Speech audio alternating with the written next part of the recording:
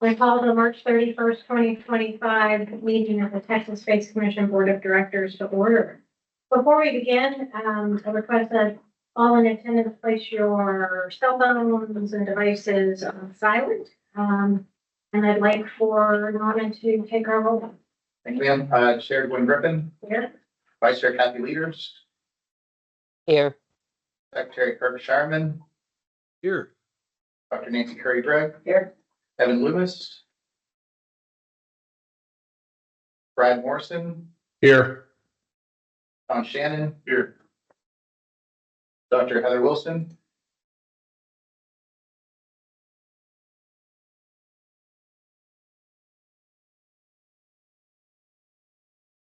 Here. Thank you, ma'am. And Sassy Doble. And we have a quorum. Thank you. Good afternoon, everyone. I'd like to start today a little out of order by taking care of a few things of routine business. So unless anyone objects on the board, I'll start with agenda item 3 and then come back to the chair's comments here in a minute. And there's Evan as well. I want to note, first up on the agenda is consideration of our February 10th, 2025 meeting minutes. There is one correction. The posted agenda states the approval of the January 24th meeting minutes. So what we need to consider for approval is our minutes from our February 10th, 2025 meeting, which was our last meeting.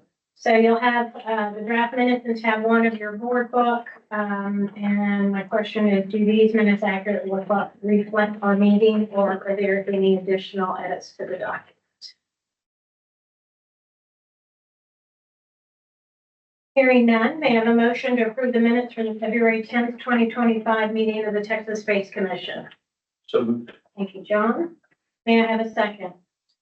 Thank you, Nancy. Second. All in favor of approving the minutes from the February 10th, 2025 Texas Space Commission meeting, say aye. Aye. Aye. Thank you.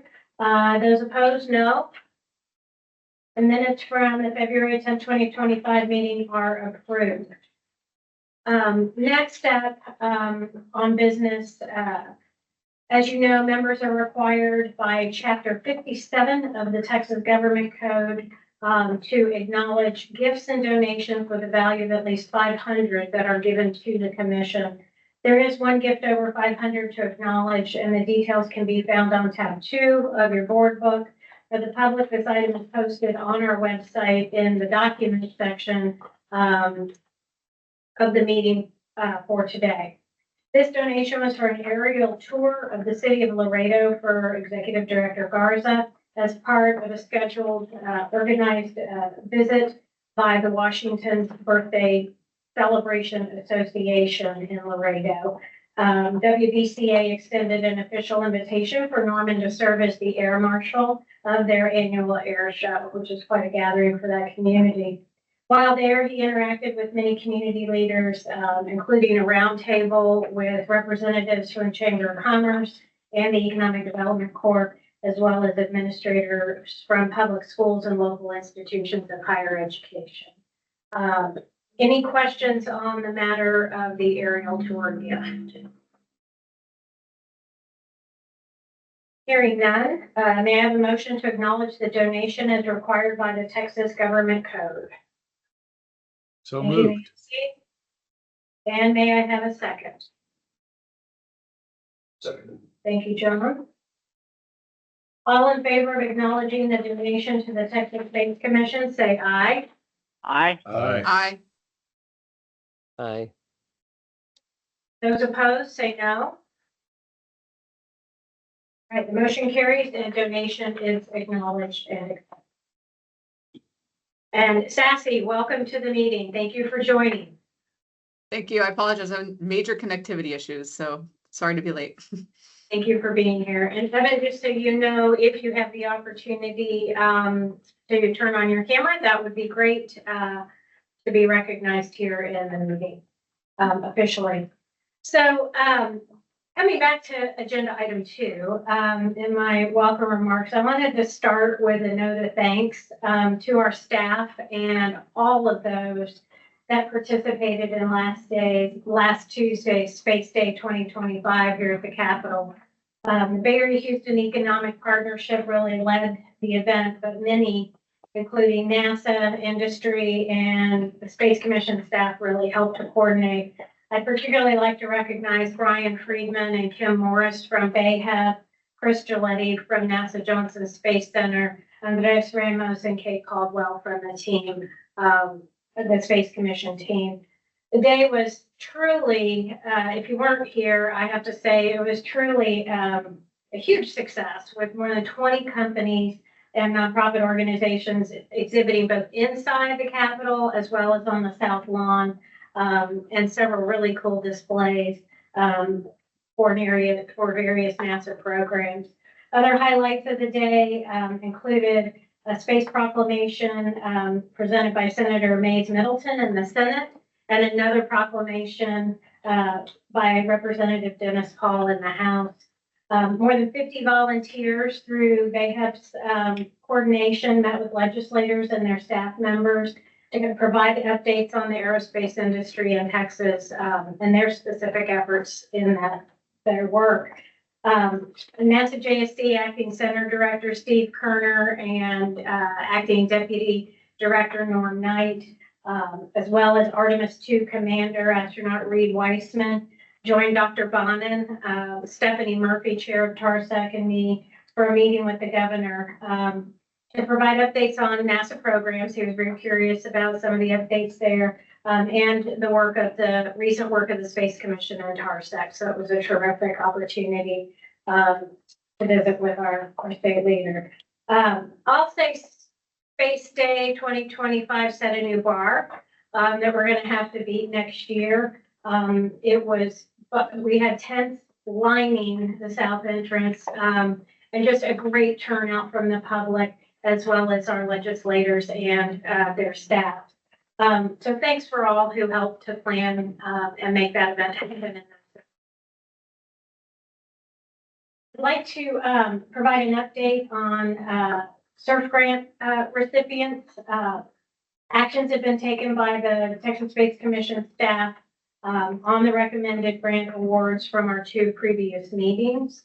As you all know, all grants are conditioned by each recipient organization passing all risks and administrative background assessments and completion of all the contractual requirements. So I'm happy to report that the Commission grant team is working with each of the initial 9 awardees to complete the requisite documents as they draft the individual grant agreements with those 9 so far.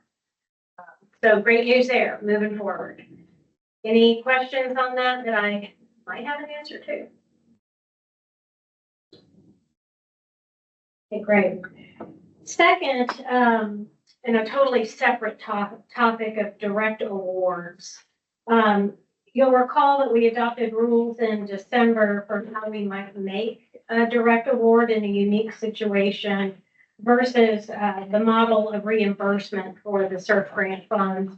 And please note the direct awards are not intended to replace the SURF application process. But as a refresher, the direct award model could be used if a circumstance arises for the state of Texas to support a significant priority project with a short deadline, such as a federal request for proposal in which a Texas company, nonprofit, or government entity is responding, and that would be a direct impact to the state of Texas.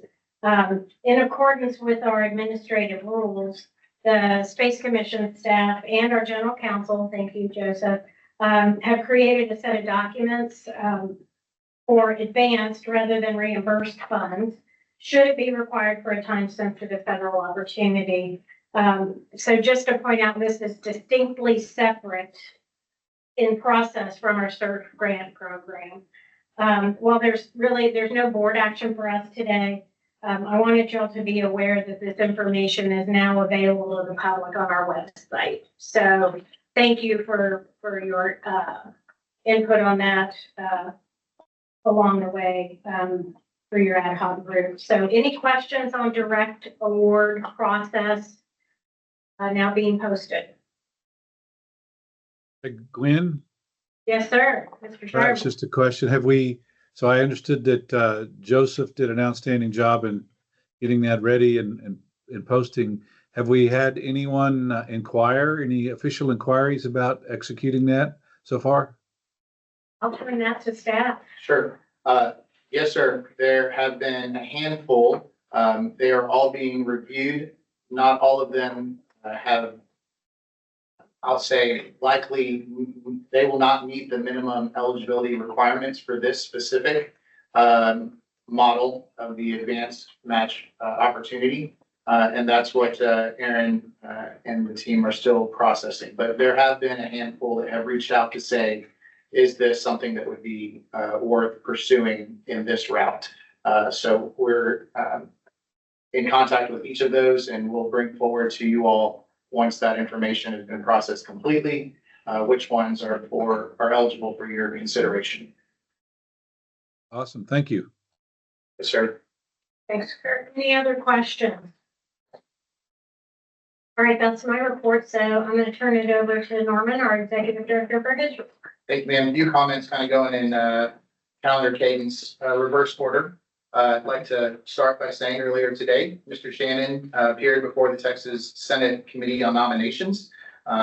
This was for the process of confirmation after the 3 gubernatorial appointees were announced during an interim last year. He answered 4 questions from Senator Donna Campbell, the chair, and Senator Hagenbach, the vice chair. Those included inquiries about the footprint of the aerospace industry in Texas, the Texas Space Commission's efforts to support private sector versus government activities, criteria used by the board in evaluating grant applications, as well as the value and job creation within Texas by all of the commercial companies that are conducting research, particularly in zero gravity. So thank you, sir, for appearing before that committee earlier today. A few weeks ago, there was a lot of participation by several board members at various speaking engagements during South by Southwest, including an event where Air Force Brigadier General John Bartolome, Executive Officer for the Department of the Air Force Technology, was a key panelist. Also engagements with General Button-Vito as well as General Purdy. So had some wonderful engagements during that crazy 4 or 5 days. Earlier this month, our board chair was invited to deliver testimony at the Texas House Committee on Delivery of Government Efficiency. She did a wonderful job fielding some questions from the members there, all of whom gave some resounding support for the activities, particularly those with interest in national security and homeland defense matters as well. Next week, a few board members and I will attend the Space Foundation's annual Space Symposium. We are also honored to have the Honorable Jane Nelson, Texas Secretary of State, join us. She will deliver keynote remarks during the luncheon, attended by many CEOs and some top military brass as well.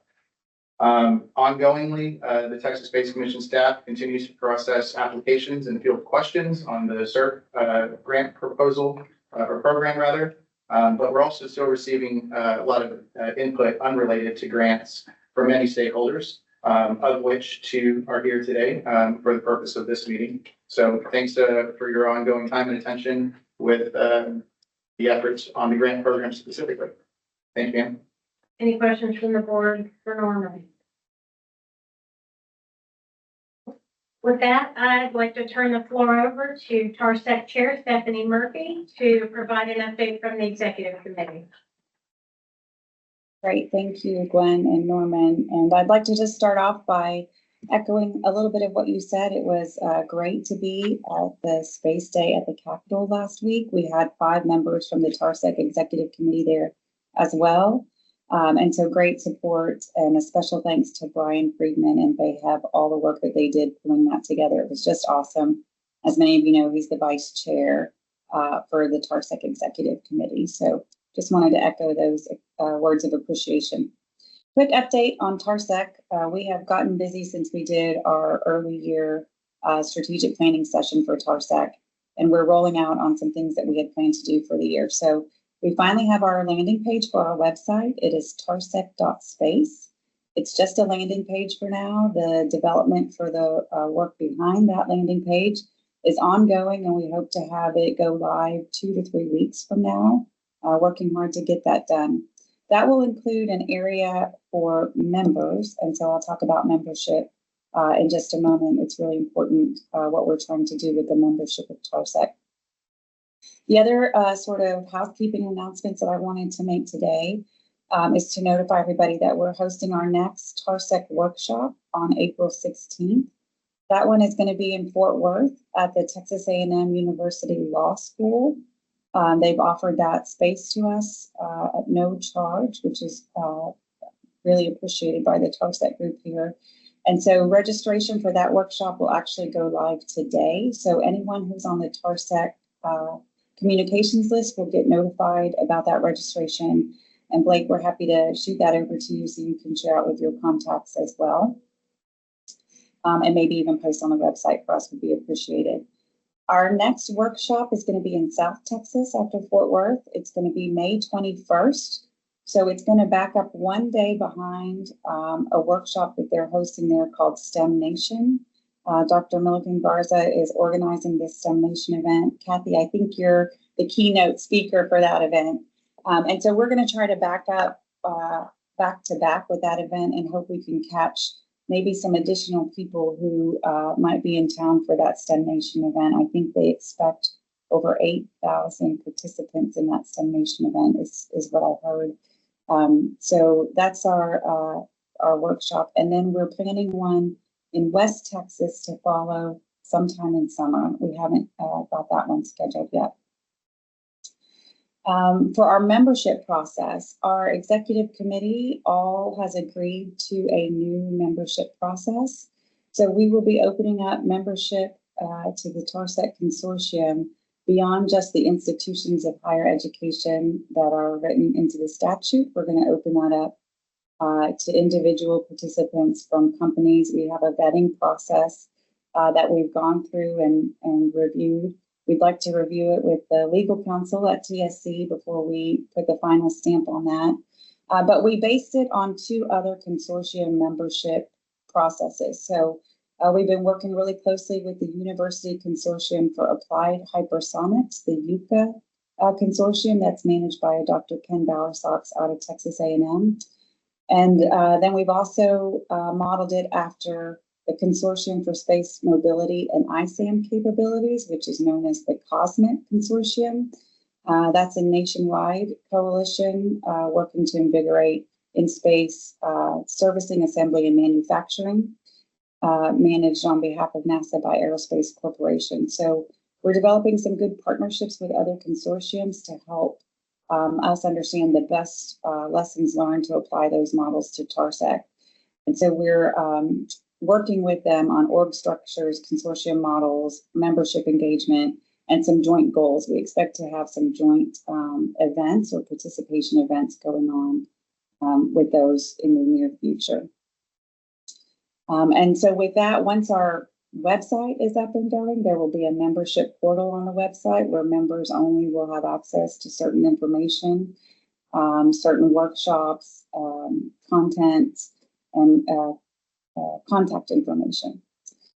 The other thing that we're doing at TARSEC, which we're gearing up in the next couple of weeks, is looking for a better way to deliver all of the input that we're gathering from these various workshops and touch points that we've had with the community to TSC, so you guys can use that as a way to inform and develop maybe scorecards as a way to help inform where you award the funds that you have and what areas should be a priority for the state. One of the last things we have to do is a set of interviews with members of the TSC. So be looking, checking your calendars. You'll see that we have some upcoming meetings planned for us to get input from each of you and feed into the other input that we've received from industry, institutions of higher education, and nonprofits across the state. So far, we've touched over 700 individual participants from those groups. And we're just trying to concatenate that data down into something that's useful for the Space Commission. So we've been busy at TARSEC this year. We have a lot of audacious goals for the year. And we're ramping those up. So with that, I'll open it up if there's any questions for me. And if not, that concludes my report today. A thumbs up, Brad. I don't think that was a question. I think it was a thanks, thumbs up. Anybody, any questions from Stephanie? Stephanie, thank you for your leadership and that and getting your team together as often as you have. Much appreciated, and it was great to spend some time with you too here at Texas Space Day. So thank you to the TARSEC team. So we have two special guests today, and with no further ado, both the Texas Department of Transportation and the DIU, which we will hear the Defense Innovation Unit, will be briefing us. So I'd like to start with a presentation from Caroline Mays, Director of Planning and Modal Programs at the Texas Department of Transportation, otherwise known as TxDOT, on a recent study that TxDOT conducted, which assesses roadway infrastructure needed for the aerospace industry. For reference to the board, the presentation is on tab 4 of your board book. I had a chance to be briefed on this by Caroline's team, and I had to say I found myself kind of geeking out over roads and infrastructure to help us really grow the space economy. So I think it's going to be a very valuable tool as we engage with other state agencies and really address the needs to grow the industry, particularly the commercial sector here in Texas. So Caroline, I'll turn it over to you, and thank you again for the hard work of you and your team. Yes, good afternoon, and thank you so much, Chair Griffin, for the invitation to be here. And before I start my remarks, I want to thank Nolan for really the one that orchestrated all of this. We met in Laredo in September. He asked a question. I'm like, Nolan, we don't have that information readily available, but let me see what we can do. And I really want to thank the team. My team, and then the consulting team, HNTB, tasked them. This is probably the fastest study TxDOT has ever done in our history. You know, we started in October, and by January we're delivering. So there's a lot of work during the holiday, but it's you know, been really worth it. And you know, I just want to thank you again for giving us that opportunity. As you know, we really look at space and the needs. Some of it was surprising to even me that have been in this for a while to just see the scale of it. So I'm really happy to be here to present to you. So you can go to the first slide. Next slide. Yeah. So not really surprising to all of you. You know, Texas has had a 60+ history and leadership in space. And as you see, and you guys know very well, you know, a huge part of our economy and different facets. So for space, when we talk about it, a lot of research, a lot of manufacturing, testing, and the actual long-term operations. And then that really, I think, you know, what precipitated the creation of Texas Space Commission and a focus on that. And as you can see from the map, we were able to map again. This map is focused on the actual space industry. Aerospace is much broader, but we also touch on it in the report as well. Next slide. So for the purpose of this assessment, really what we did was we had 4 corners. Okay, one was what corridors does the industry use today? And again, just focusing on highways, and then what are the challenges on those corridors? And then the second pillar was, does the current and planned infrastructure meet those needs or accommodate the needs of space industry today? And then the third one, what are some of the characteristics of the highways to accommodate the freight industry? And I'll talk a little bit about what we mean by characteristics. When we look at a highway, they actually have a life from lanes to bridges to pavement. Those are some of the things when you look at roadway characteristics, that's what we refer to. And this study primarily focused on the movement of the freight, the supply chain piece of space. But I could tell you, Chairwoman, we've heard a lot about access to employment for employees. We didn't do a lot in here, but that's something that we kind of parked on the side. That really at some point, collectively, we need to be able to address, access to, this employment side. And then the last element, looking at this was, what highway investments do we need to do as the state of Texas to continue to support this continuing industry, growing industry in the state of Texas. So next slide. So when we embarked with the team, we really looked at and said, okay, how do we get this information? How do we best understand that? We can go and do analysis with data. Yes, it give us all the information. But, what really we always find very fruitful is talking to the stakeholders, engaging them, hearing from them. So we had kind of a two-pronged approach here. Working with Norman, Blake and the team helped us identify the stakeholders in space industry. And then we had a two-pronged approach. One, we did one-on-one interviews and teams that, I was really very impressed. The industry themselves and the team to really be able to schedule this interview and speak to the industry. And you can see here who they spoke to. And then they did surveys, extensive survey. I think it was sent to like 500 stakeholders. And we did actually get folks that responded, and some of them very detailed, helping us understand what the key issues are, but also what are the strategies to address that. And as you can see, we also looked at some of the public agencies, from cities to some of the, corporations as well. And then a big part of the highway component is TxDOT. So we really engaged, we have 25 districts, we engaged all of them. From the map I showed earlier, not all of them have active space. But when you look at the road network, that connectivity is very, very important, because if something is coming out of one region, let's say Houston, and it's going to Austin going to the port, all of those districts have to really work together on those corridors. So we spend time interviewing the districts, but also had one-on-one meetings with them as well. Next slide. So this is, next couple of slides is really summarizing what we heard. And this one was really interesting, and I wanted to show this. When you look at the map, this spreads throughout the state, from west to the central part and to the southern piece. And then what we heard was really roadway access improvements. And I'll talk a little bit more about that. And then capacity improvement. Capacity improvement means, okay, for Chico, we have a 2-lane roadway, undivided roadway.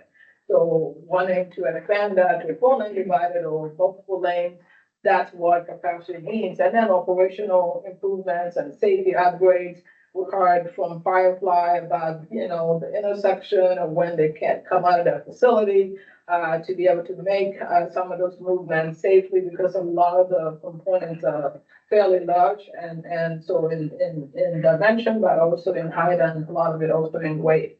So those are some of the things we heard, and we just wanted to map it so we can show the scale that is not concentrated in one area, but pretty much throughout the state. Next slide.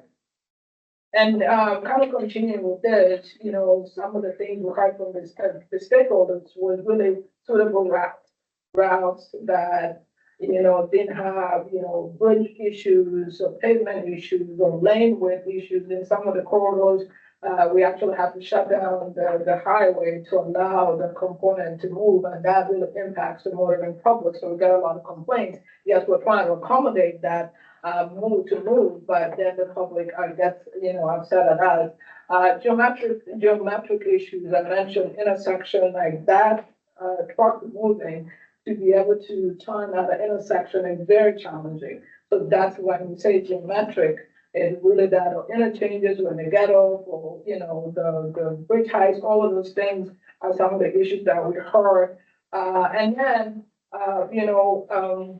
overnight crosswalking, because these things can move all day, all night.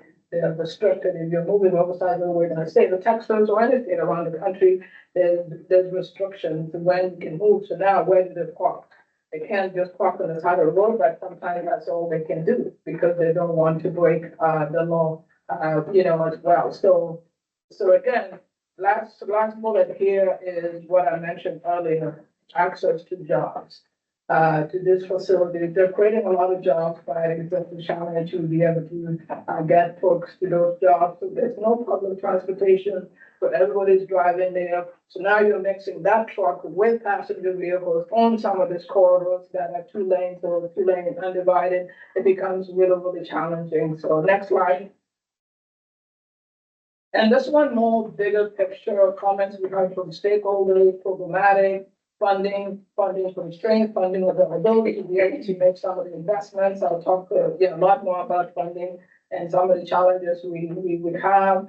And then, really the length of developing those projects. So a bridge project or widening a lane, et cetera. It takes time. We can't just flip the switch and go and widen a lane. And then really, communication between us and Texas Space Commission, but Texas DMV and all of the other entities, including local government, as well, as really, really important, because part of what I'll show later is we have corridors, they're not all taxed up roadways, especially the last mile. Those are local roadways that are not managed by us, not managed by TxDOT. The bridges on those corridors are not, again, managed by us or funded by us. So that's, again, a discussion that we need to continue to have. And then what we heard a lot too during the interviews was permitting process. TxDOT doesn't do that. That's Texas DMV. Texas DMV that does that. So there's a lot of concerns from the industry, how long it takes. And then definitely coordination with us, because they permitted and they provide a corridor, and we may have a construction on the corridor. So, and that load cannot move when you have construction on that corridor and then the time of day. Next slide. And a big component of what we did was to identify the active highway corridors. It was a very extensive process, really boils down to 6 steps. And this was very data driven. You can see from step 1 all the way to number step 6. I mentioned, the stakeholder interviews we did, the analysis we did, but a lot of information in the report. If you don't have it yet, certainly you receive the report. It really documents a very deliberate process, a very comprehensive process to ensure that we're identifying the corridors that, are supporting the industry today, but also supporting industry in the future. Not saying that they're great corridors, but this is what they're using today and what needs to be done. Next slide. And here it is. So this is a key outcome of what we did. And this is probably, what will help us moving forward on how we address the needs. So we're looking at over 8,500 roadway miles spread across the state. And what we also did, the team did, was to categorize it into 3 buckets. The first is the critical. These are essentially corridors that are last mile, so important to space. And if you see, I just point to, there's a red line where Blue Origin is in West Texas. And then on Boca Chica, where SpaceX is, looking at that last mile is really, really critical to the operation of, let's say, those 2 facilities. And then the secondary routes, really, they're the connectors. They're the connectors that connect that last mile to maybe the interstate. System. And then the secondary is what I talked about earlier.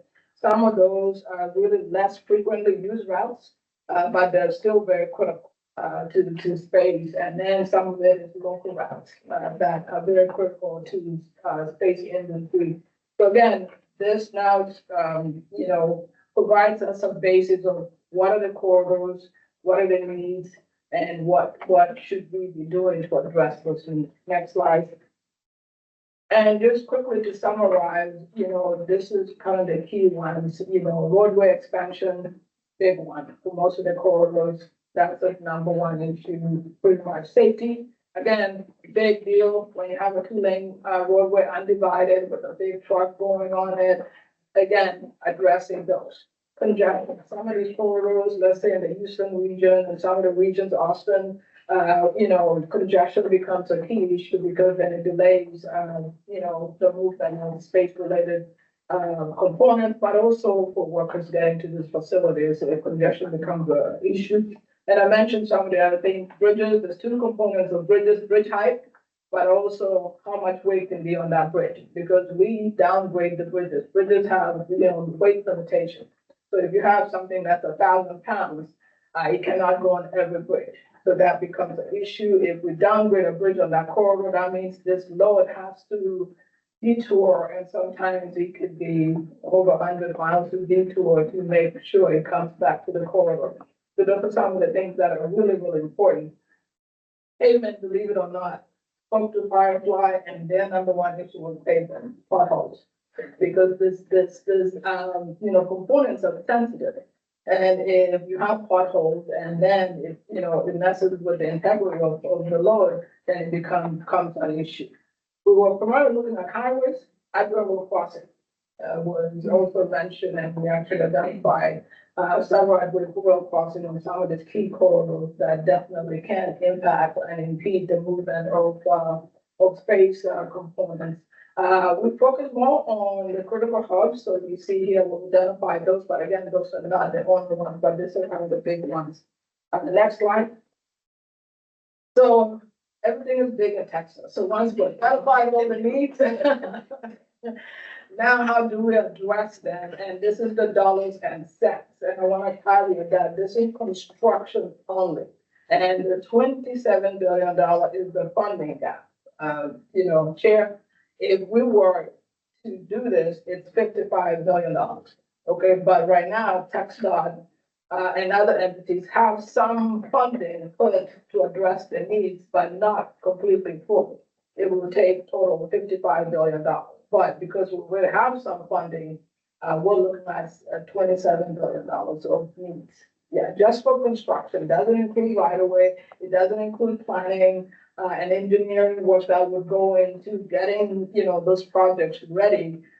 So this is really the price tag, and I remember, telling Norman, he's like, wow, I was like, yes, because we're talking about state of Texas. We're just a vast state that everything we do ends up in the billions of dollars. Next slide. And this slide just takes what I showed earlier and breaks it into what we at TxDOT call it implementation timeframe. So short term is number 0 to 5, medium term is 5 to 10, and then long term is anything that's 10 plus. So if we went to 0 to 5 today, we would need about $700 million to address needs in the short term. And then you're looking at within the next 10 years, we need at least $8 to almost $9 billion to address the needs, and then it kind of grows. Goes up. The longer term is a lot of projects because now you're widening interstate, bigger, much more high ticket items that are needed to address space industry needs. But I think the short term, the 0 to 5, is really key to focus on. It helps us address some of the most critical needs of space, but we still have to have a side of addressing the longer term needs if we're going to continue to support the growth of space industry in Texas. Next slide. Some of the future considerations, and again, a lot of this focuses on TxDOT. Right now, TxDOT do not have a dedicated group that addresses space industry transportation. We're lucky to have folks that were able to work very quickly with consultants and get this report done. So some of the suggestions we have is probably getting together and telling a task force, and it's primarily what TxDOT member does. When there's something new, we bring a task force together to help us as a department to figure out what's the roadmap for us to do to address this. The good thing with this is that we have several districts that already been addressing space industry needs, and they have a lot of good experience. So we hope to be able to stand something like that to really help us in trying to figure out where we go. And then coordination and partnership with you guys, and partnership with the industry, local governments, and many entities, government offices, and many other agencies is really going to be very, very important. One thing I did mention here that we did a benchmarking around the country, and really to see what other states are doing. And certainly, Florida kind of, popped up to the top. They have been doing this for many, many years than we have. So we're learning from others and trying to figure out how we move forward. So in addition to this report, we have other things that we're doing. And then really, when you look at it, how do we move forward? The infrastructure strategy is really, really important. So I'm sure it's from $7 billion. That's unfunded. How do we move forward to do that? And then really, how do we require more work from tax owner, whoever the infrastructure owner is, to really address the needs and to ensure that we're designing our waterways to meet the needs of the space industry. Next slide. And this really, again, why does this matter? Okay. And this is like the money slide, $1.8 trillion industry. And then over, look at the amount of jobs in this and then aerospace. And then, the average salary, these are good paying jobs. And the more we can grow them and the more we can provide access to those jobs, really improve a lot of quality of life of Texans all over the state. So this matters. And really, some of you that know like work and others, transportation is economic development. Okay, moving the supplies and connecting people to those, the job opportunities is really key. We can go to the next slide. And as I mentioned, Chair, we focus primarily on the supply chain side, but, the movement of people and connecting people to those jobs is really, really critical. And, look at it. And then one of the other things we focus again on highways because we needed to do that very quickly. That's something that textile will have a big role to play. But there are other issues, other modes. We've got to look at connectivity to ports because a lot of these components are manufactured out of Texas, and like SpaceX, it comes, to the port and then it's trucked to their long-term launch facility. So being able to look broadly, and some of the components also come by air. The smaller pieces, a lot of it is being flown in by air cover.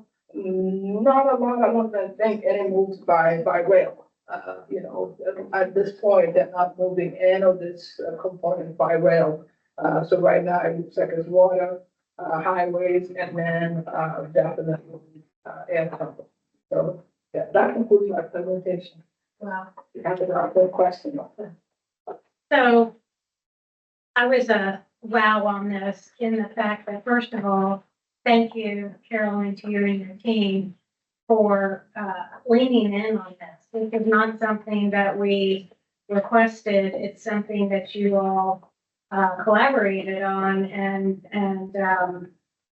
provided to us and for us. And obviously, it's a key cog in the wheel of how we're going to grow the space economy here in town.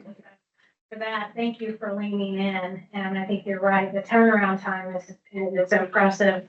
And this is the kind of data I believe that we need to be able to make sure we can deliver what commercial companies, government entities, and nonprofits need to do what we've been asked to do. So for that, thank you so much. Questions or comments from the board? I have one. I drive around sometimes and I see these giant wind turbine blades trying to go down the road. Right? It seems to me that there's probably other industries that have similar kind of concerns about parking, the geometric challenges that you talk about. Do we try to work, your liaisons, try to work with other industries to maybe you're going to upgrade for wind power, so that would also work for space, or, so we're not doing the same type of thing twice. Yeah, absolutely. Actually, that was one of the bases. If you look at the report, we mapped out all oversized overweight movement across the state. And that covers the wind turbines that you see. We're the #1 oversized overweight state. We issue more permits than any state in the nation. from not just wind turbines, but, when you go to West Texas with, the oil industry, even the tanks that they store the crude, all of that, there's a lot of oversight of the way moving across the state. So, yeah, we looked at those corridors and believe it or not, they map very well with the space industry. And that's how we shortlisted the corridors. I mentioned the 8,500 miles. Was really based on looking at the different components so that what we do at TechStart is we layer different things so that, yes, it's space, but now you start layering in, space is the same as, freight corridors, is the same as, freight corridors. So you start, layering all of this and it really helps us in making decisions for how we invest in those corridors because now you're addressing more than one issue. Thank you. Other questions or comments from the board? Brad, over to you. Yeah, Caroline, good to see you again. Thanks again. I guess the first question would be, how could the Space Commission provide input to you on thoughts and ideas that we might have that might shape and influence your plan? Absolutely, I think through either Norman or Blake to provide us the information, or if you would like to meet with us one-on-one on any specific issues that can help improve what we have in the plan. Again, this was a very quick turnaround, high level cut, but I can tell you it's close to as good as we can, identify the needs on those corridors. But I would be more than happy to sit down with you or just provide us written comments, and we'll be happy to address them. Great. One question that and follow up to that would be how we utilize our intercoastal waterways. Could that be baked into the plan? Any comments on that?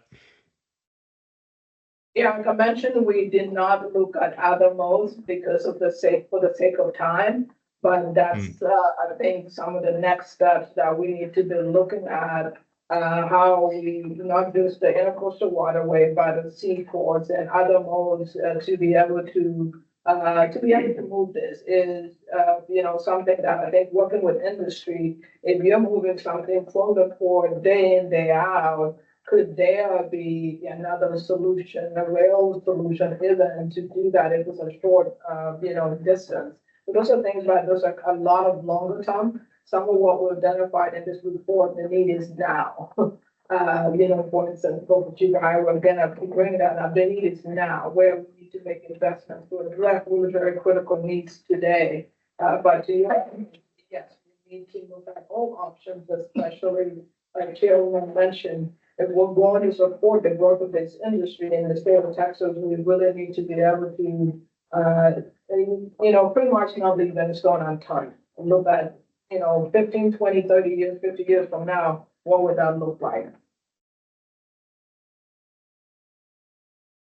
Other questions, comments? Now we have all the edges of the state represented on the screen today, and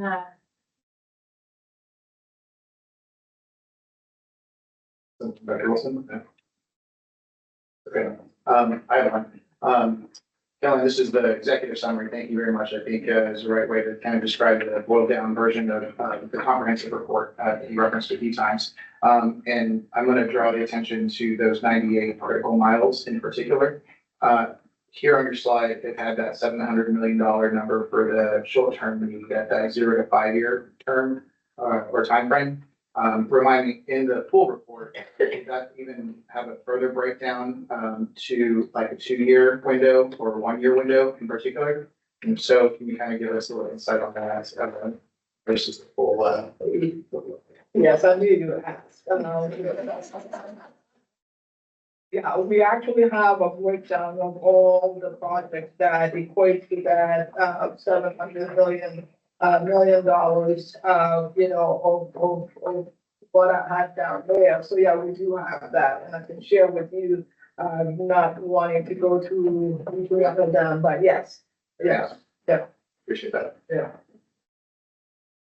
okay. Last chance for questions or comments? Thank you. Thank you so much, Caroline. Again, a pleasure, and look forward to working together more closely as we go forward. Let us know how we can be of help to you as well. Yes, absolutely. So thank you, Chairwoman. And like I said, we'll have to report. I think there's a one pager that's available, and Blake and Norman will share and distribute it to the board members. Thank you. So now, let's go to the federal, end of the street. So I'd like to introduce, Jim Raybuck, the Southwest Region Director for the Defense Innovation Unit, otherwise known as DIU in the industry, who will provide an overview on the organization, its programs, and recent engagements with the leadership team here on staff at the commission. So Jim, thank you for being here. Good to see you again, and over to you. So same to the group. It's great to, thanks for the invitation from the board. It's great to be amongst, several warfighters, American heroes in the room, and just industry that's in the space. So what I'm going to talk about today is really setting the stage of why DIU exists, and then kind of then focus down to the space mission. So, if you could go to the next slide. So, the United States will be a fast follower where market forces are driving the commercialization of military relevant capabilities, and DoD will speed that delivery to the warfighter. And then from Doug, what I'd like to say is to maintain the world's strongest military, the United States must adopt new technologies and integrate them into the forces faster than its competitors. To set the stage for everybody in the room, I think that all of us know how serious the space portion of the fight looks for us, especially now in the future.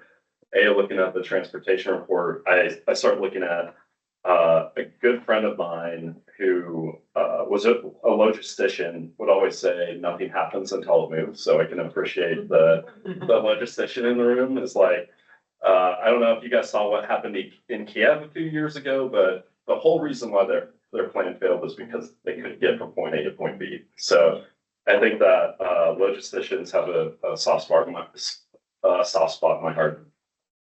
I'm going to go back to March 4th. For everybody in the room, I don't know if you guys saw it. So as the administration has been coming out with changes, whether it's be it tariffs, whether it be DOGE or changes to spend. One of the things that really stood out to me and brought the seriousness of what's happening is that China, their embassy in the United States decided to make a very specific tweet. I'm going to read it. It said, and this is pertaining to the fentanyl, but you can interpret it as you want. It says, if the United States truly wants to solve the fentanyl issue, then the right thing to do is to consult with China by treating each other as equals. They go on to say, if war is what the US wants, be it a tariff war, a trade war, or any other type of war, we're ready to fight till the end. So I think that for many of us, what you start looking at is that's coming from the embassy inside of the United States, essentially saying, we're ready for you. You name the place and the time, and we'll be there ready to fight. And I think for many of us, that's a wake-up call, especially coming from an embassy inside of the United States saying, we're ready to fight with you. If you could go to the next slide. So DIU, we'll start with mission, why we exist. So kind of the mission statement first, and I'll dive into like the history and why we do what we do. Defense Innovation Unit accelerates the Department of Defense adoption of commercial technology at speed and scale in order to deter major conflict or win if forced to fight. Going back to why DIU exists. So we've been around for about 10 years, about a decade. And our budget in that first 10 years, the first year started off at roughly $10 million, $30 million was the second year, all the way to 2025. And our budget is up to $1 billion. And so if you start looking at why DIU exists, what we're here to do, and why OSD has said, hey, while many organizations reduce in size, DIU is expected to grow. And the major reason why is that if you look at what General Hyten said back in 2017, I know, Secretary Wilson would probably recognize this, is that they said amongst all of the things that can cause the United States to win or fail, what it really comes down to is our ability to move fast. And the whole reason why DIU exists is so that if many of the commercial folks in the room have come down to the challenge of being able to move quickly through a project or through a contract, DIU's goal is how do we get you in front of a warfighter, in front of a need, and deployed as fast as possible. And we'll go through some of the details there. But if you could go to the next slide. So when we start looking at what industry has done compared to the DoD, you look back at 1980 and you start seeing an inflection point. In most industries, you're seeing a 10-to-1 investment, like AI or space, maybe quantum. Some industries like space, you're seeing 100-to-1 investment, sometimes 1,000-to-1 investment from industry compared to the DoD. And what that looks like is that maybe in the early 60s to the 80s, that parity didn't really exist. Whereas now what you're seeing is that really the DoD can't develop its technology. It has to lean on commercial tech. And so when we start looking at like, how does the DoD move forward? How do we maintain pace with our competitors, whether it be China, Russia, North Korea, Iran? Really what we have to do is look at commercial market. But that historically has been really difficult for your non-traditional vendors to get access to the DoD, right? So you have your Raytheons, you have your Lockheeds, but DIU came about to say, how do we accelerate that for the smaller players or the new emerging capabilities? If you could go to the next slide. Does China have a similar thing, or is it all government? Yeah, so I think that if you were to go to China right now and look at what they have done internally to maybe match the same capability, yes. I think if you were to go look at many of their universities are tied directly to the Chinese industrial base. A lot of times they can already, they have relationships with many of the companies within the country already working on behalf of the PRC. I think even if you were to go look at whether it be TikTok, ByteDance, any of the companies that are based in China, what you're going to find is that they have a directive to share their data directly with the country, and whether or not the United States makes the decision on whether to ban or not ban, I think that we should all know that that is very much an asymmetric warfare. They're moving forward, they're moving that direction. Kind of going down that pathway is that OSD has identified there are 14 critical technology areas, 10 of which I'd actually say maybe 11, because hypersonics, I know that we don't consider that necessarily a dual use tech coming from the commercial sector, but I think that Venus Aerospace might make the argument to say, maybe you should pay attention to this on the commercial side. If you look, we have 10 primary, and then we can lump hypersonics in there. If you go next slide. So I already touched base on this. So DIU's business model is really, we're going to go look at what's the best that commercial market has to offer. We're going to take a look at whether or not you're VC backed or not. We're going to look at, do you have traction in the commercial market? If you have elements of your business that currently are promising to the commercial market, we're going to take a look at you. So we know Firefly, we know SpaceX, we know CZM Astro. And what I'd like to say is, a lot of times we talk about launch, we talk about launch vehicles, but we don't go into the aspects of the IT infrastructure in space, the satellite infrastructure in space, and how critical that is. So from a business model standpoint, a lot of times what we're looking at is that we always think that the DoD is the one who's going to say, this is our problem, we need to solve it. But sometimes the reverse of that is true. Sometimes it's the commercial market that says, hey, we've solved for this. Are you interested? I know that when General Purdy came and sat down with us and a couple of companies said, hey, we have this capability, we're able to do this. Immediately, General Purdy said, that's really interesting. I want to talk further. How do we do that? And then further go into that is like the discussion of the technologies that we work with. A lot of times the infrastructure is so critical to whether or not it can actually be delivered. So when we look at that business model, we look at what does the infrastructure look like around that industry, and how does the state support it? So I think to TSC specific, to quote Bucky specifically, one of the key reasons why we've deployed as much capital into the state of Texas is because of the people in this room. No other state in the country has received as many dollars from DIU. And it isn't because of favorable action, it's simply that the state has taken to account the amount of money that they poured into the infrastructure. If you go to the next slide. So kind of go back to the past, DIU 1.0, 2015, 2018. Big idea was, does commercial industry want to work with us? They went to Silicon Valley. Silicon Valley said, if you can get us contracts and you can get them to us fast, we'll work with you. 2019 to 2022 is build and establish relationships outside of Silicon Valley, outside of the software industry. And then 2023 to moving forward is DIU has been seen as an organization that works on the most strategic efforts inside the DoD.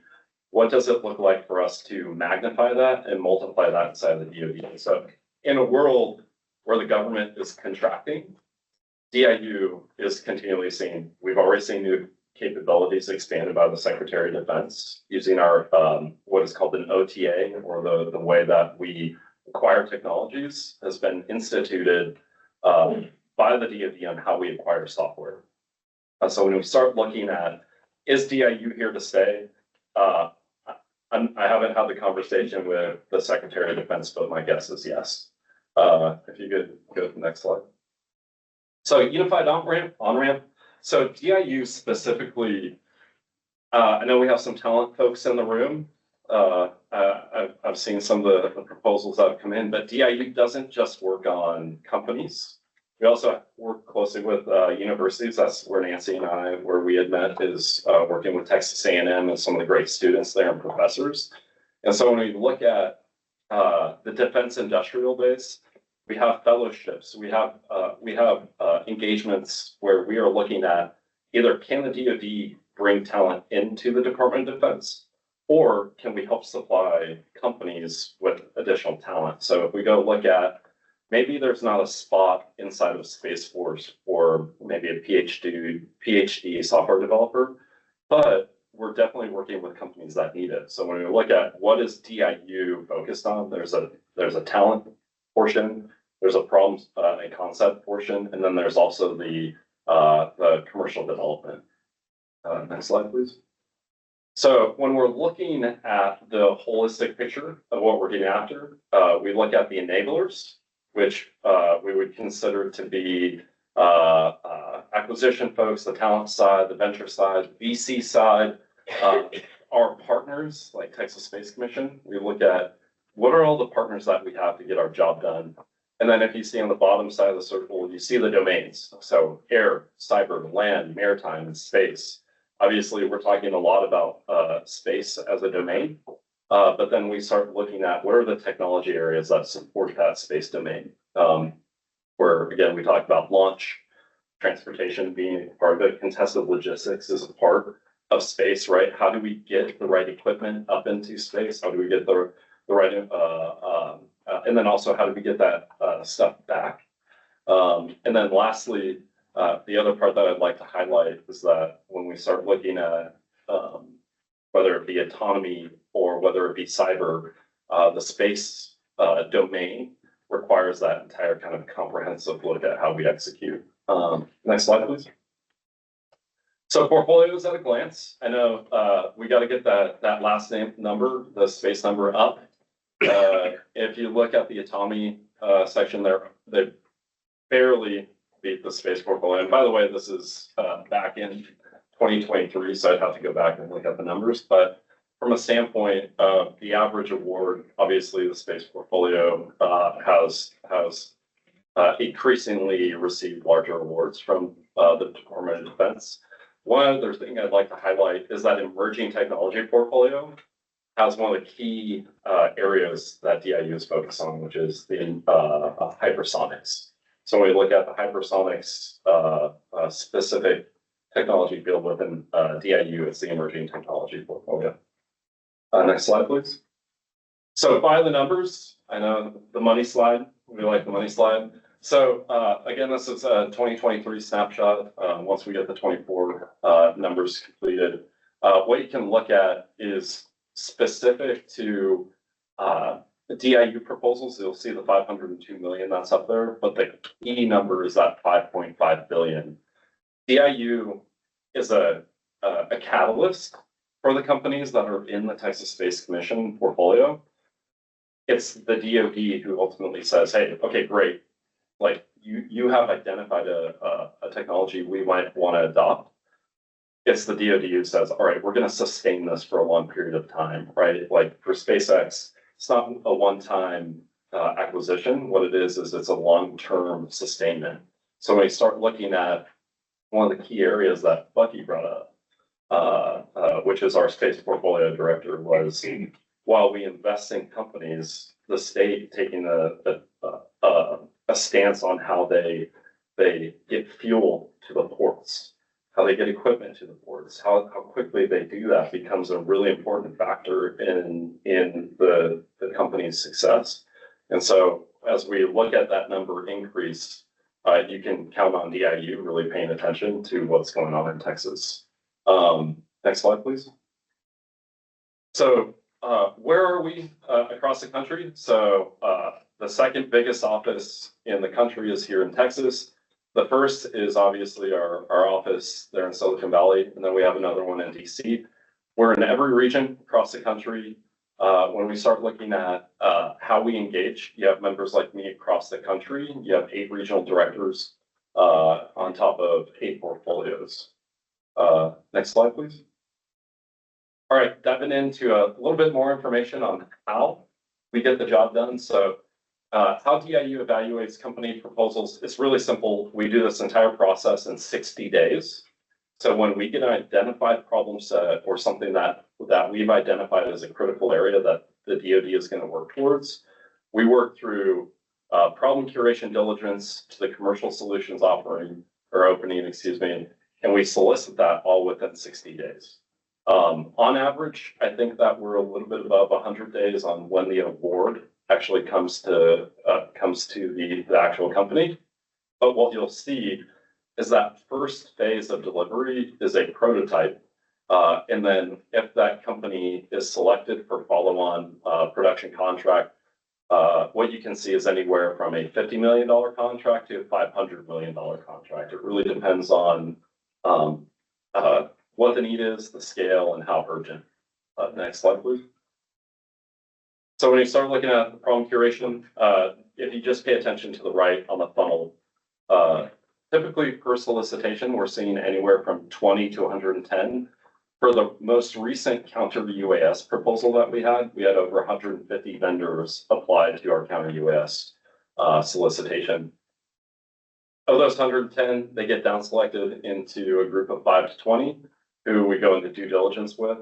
And then lastly, that last group of 5 is who we typically award. So on an award, we typically see anywhere from 4 to 8 vendors selected that go into the prototyping phase. And then from prototype to production, we see anywhere from 1 to 2. And so that production contract is really important because that's where you shift from that first contract to that sustainment contract. Next slide, please. You can go ahead and move to the next. So a couple things I want to highlight for the group, and I've included project deep dives. I won't go into them for the group so that we can field some questions, but the key thing for the group here is that from the state investing money into the infrastructure within for the space portfolio is DIU has noticed the work that the Texas Space Commission has done from the infrastructure side.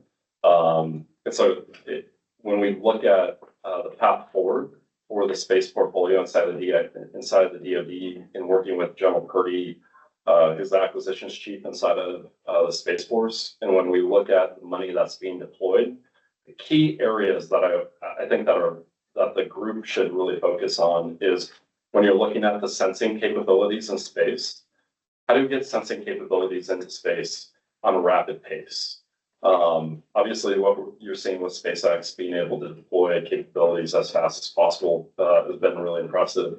And then when you look at Starlink, I don't think that the war between Russia and Ukraine would be as favorable towards Ukraine had it not been for Starlink. Their entire communications architecture is pretty much built off of Starlink. So when we look at the investment, we started looking at how do we double down on the winners inside of Texas. Because first, I'm a Texan first. I'm from Texas, I live here, and whether or not I'm in the DoD for a long time, I'm in Texas to stay. But I'm a warfighter second. And I think that when we look at this admin's focus, obviously the Golden Dome, there's a massive sensing capability that's there. That is probably the most important piece. So when you start looking at where the DoD is headed from a sensing, how do we identify threats coming out of known adversaries? How do we pay attention to that? And then how does Texas become one of those that helps deter spaceborne threats? And I think that that's maybe something else that TSC can look at in the future, especially as Golden Dome is what I've heard numbers of over $100 billion could be invested in that over a long duration. And so, we focused a lot on launch.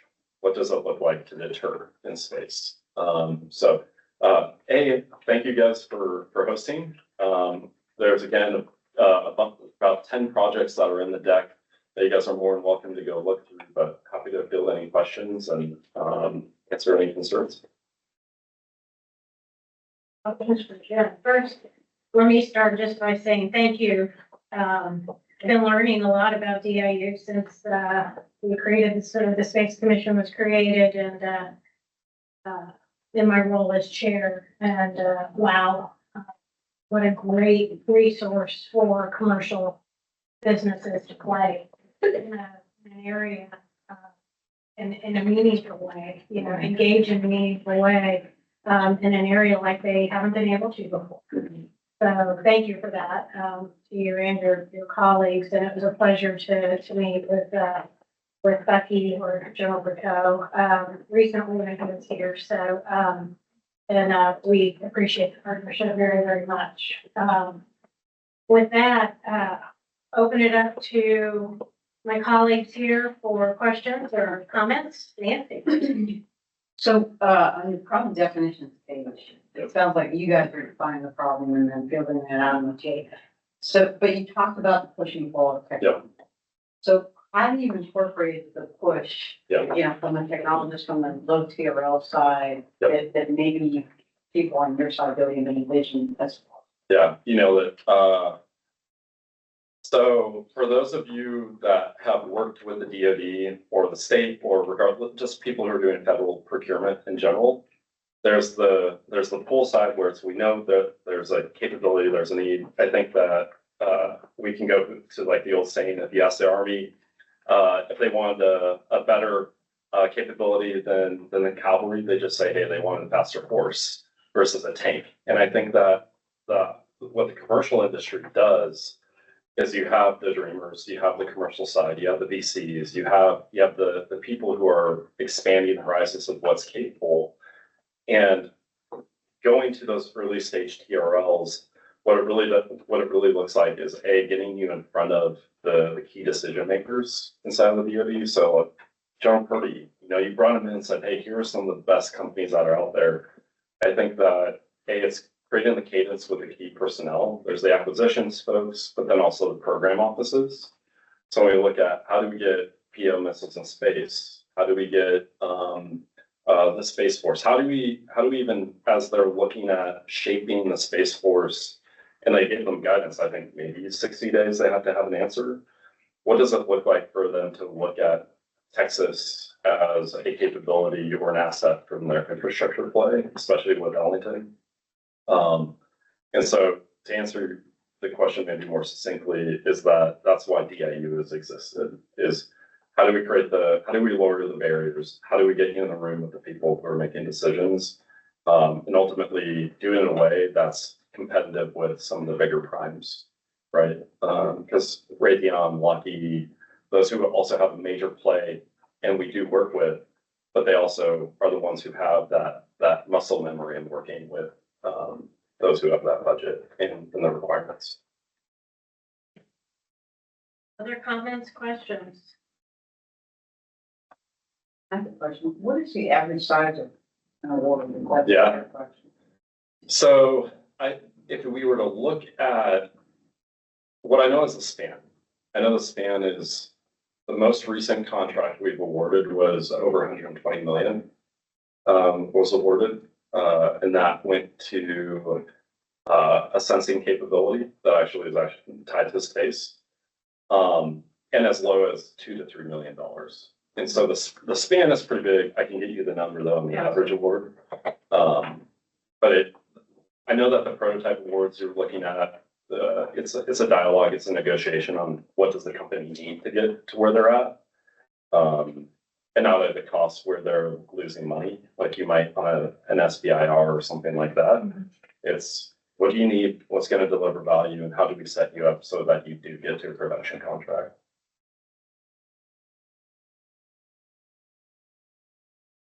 Any other comments or questions? You said that y'all are paying attention to some of the decisions coming out of Texas, whether that's across the street writ large or out of this board more specifically. I'm curious if it's something proactive on your side or something that we can help through a collaboration actually connect you with those awardees.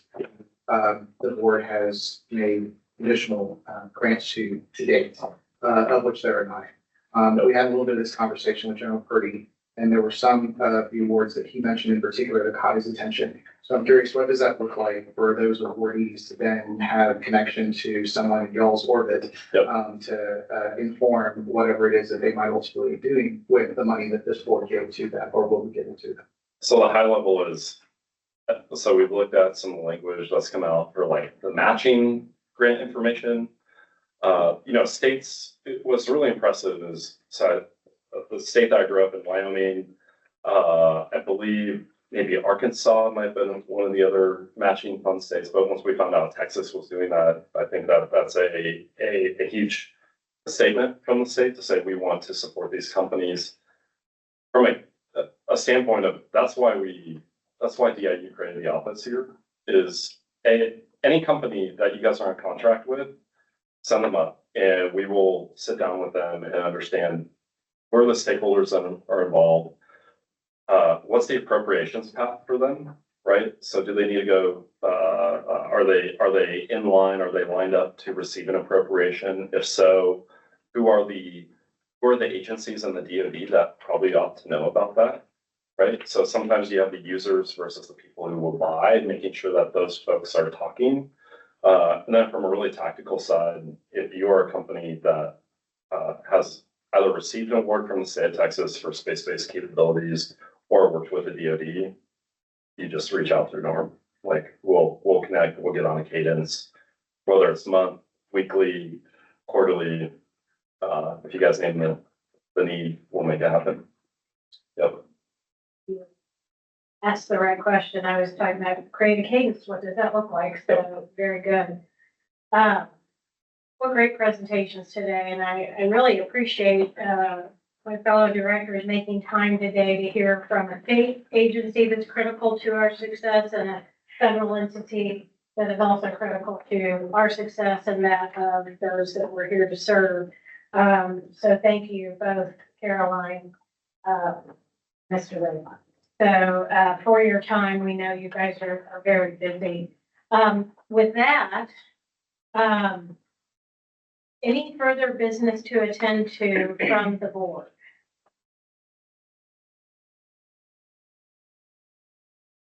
Hearing none, this meeting is adjourned at, I'm looking at right here, 2:19. And for our guests, thank you for listening in today. We will be posting, I think we'll be posting slides from the meeting on the website, which would be helpful for anybody that's looking to dig a little deeper.